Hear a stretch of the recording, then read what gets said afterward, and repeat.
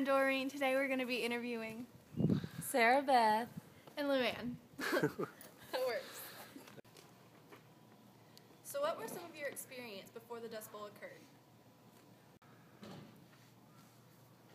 I was born and raised there, and back in the Depression, why, nobody had any money in 1929 when the crash happened. Why, after that, we not only had the crash out here, but we had poverty, dust, and dirt, and everything imaginable. Every day it was hot and dry, and people began to learn how to live with the dust. They'd wear a dust mask over their face to keep the dust from getting in their lungs. But anybody that lived back there in the dust storm days, especially in this part of the country, have lung problems. They have black spots on their lungs. The doctors wonder what it is, and that's nothing more than deposits from dust from the dust storm days. What were some of the other ways you tried to avoid the dust? Well, you had to learn how to take old sheets and make strips out of them, and then you made glue out of flour, and you glued around the windows, and you glued them shut. In other words, so the dust couldn't get in, but the dust got in anyhow. And then when you went to bed at night, why, you'd turn the pillow over. Even though it was covered, it had dust on it.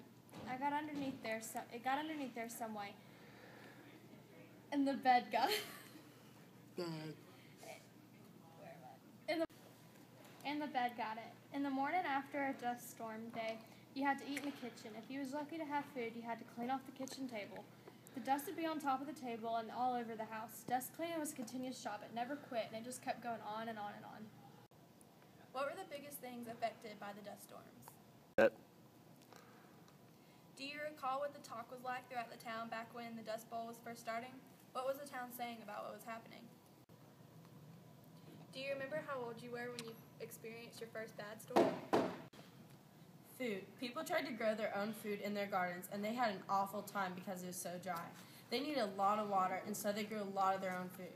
Most people ate lamb's quarters, and that was called poor man's greens, and dandelion greens. We also commonly had what was called Hassenheffer. It was stewed jackrabbit. 2.